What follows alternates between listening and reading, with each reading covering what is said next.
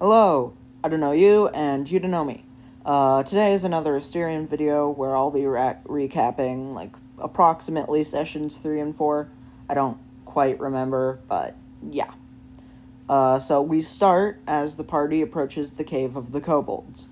They walk in and are immediately noticed by the kobolds. They roll initiative, blah blah blah, and eventually a giant creature, hard to explain what it looks like, kind of like a crab, so it's like an ape, and then it has crab claws and barnacles covering it all over, and it has a beak it has kind of like a beak, and then spines on its back, and so it lumbers out from the back of the cave, but it has a weird glove, like a weird thing, kind of like a glove, on one of its claws.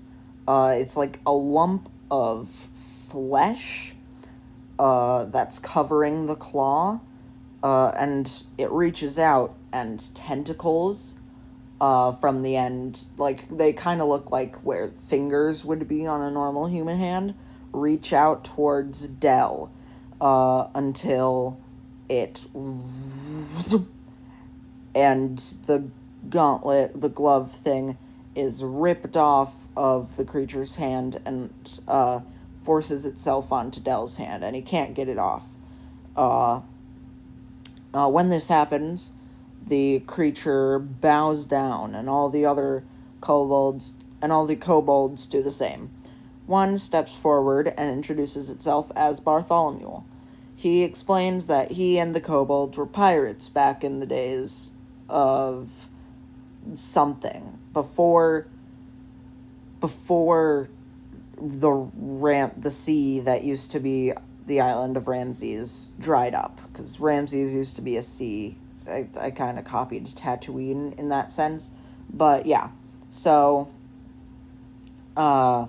basically, and they served an ocean celestial, and so basically they were stranded because they were on the sea, and then the sea dried up. It was like a supernatural event, as opposed to something like oh, it just slowly dried up because it evaporated. It was like, and then they were stranded, like smack dab in the middle of Ramses. And so explains that the glove was like a weapon of this like ocean celestial, and then he was like blessed by like a higher deity to like actually like his hands just turned into what the glove looks like. So he just gave the glove to one of his goons. And so basically Bartholomew puts on a paper pirate hat as like, a joke, and he is adopted by the party. Level up. Then they all leave, and when they get back to the palace, the king refuses to help them because he's only said he only ever said that he would consider helping them if they did it. And a big cloud of purple, blue, and pink smoke appears in the middle of the floor, and they see the silhouette of a large humanoid figure in the center. A voice calls out, "Well then, I guess I'll have to feed myself." A voice that Dell and Tyrius both recognize, and their eyes both go wide, as a giant cyclops, like giant, spindly, very tall, thin limbs, one central eye, and then a bunch of other eyes around, around its body. The head goes back into kind of like a xenomorph, dome thing, but instead it comes into a point, and then there's kind of like a scorpion stinger type thing. I don't know how to describe it.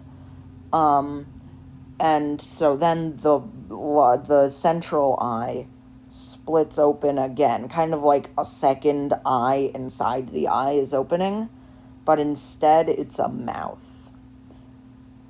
And so yeah, roll initiative. 2 fireballs, 1 attempted memory wipe, and a scorching ray later, and it's dead. Tirius collapses and begins to cry as they explain that it was their husband. Basically, there's this cult that wants everyone to be part of kind of like a hive mind, and they turn some of their members into that thing, the Agterax, like for extra muscle and stuff. Tirius' husband was part of that cult and became one of those monsters. Tirius leaves their mansion to the party, including Ciri, and leaves. The king, now traumatized, agrees to help the party because, they just saved his life. Like, he could have actually died. Those things are dangerous. And Amina lets slip that she knows about Ara's quest to, save nature and all that. And Dell hears a bit of this conversation and butts in and is like, and he makes some kind of joke about having read Ara's diary. And yeah, so that night, Ara sneaks into Amina's room and is basically like, what do you know? And Amina tells Ara what she knows, and Ara makes her promise, like, don't tell anybody. And so basically then Ara goes back to her room and does kind of like the evil, like the villain thing where she, like, the hand pyramid, and then, like, I don't know, like, you guys know what I'm talking about, like when they turn around, when they spin around their evil chair throne thing, they're either petting their cat, like that, like menacingly, or they're doing, like, the hand pyramid thing.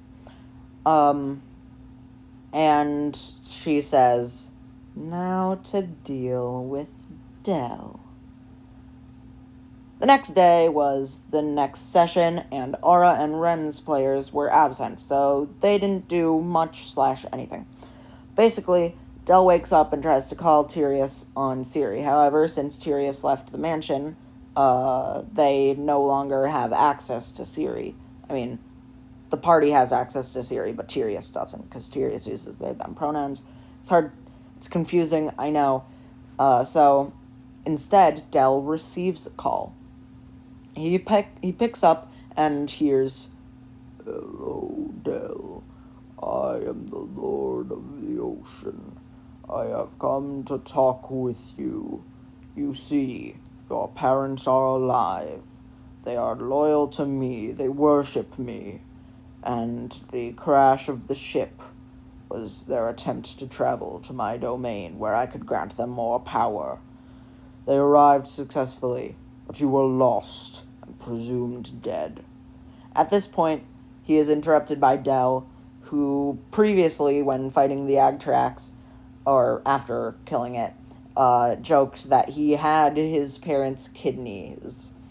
And so Dell says, you mean I've been carrying around some random guy's kidneys? And I guess so.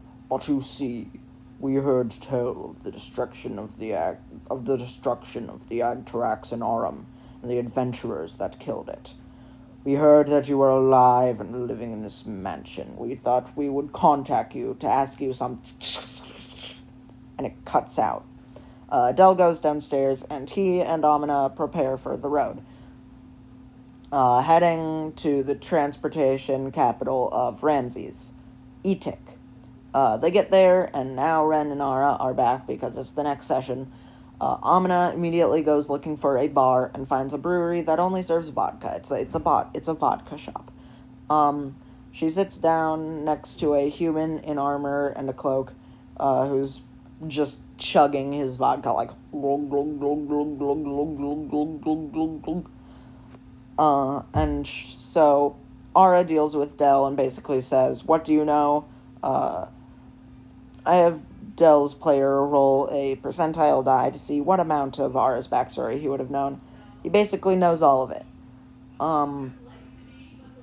And Ara makes him promise to tell no one. They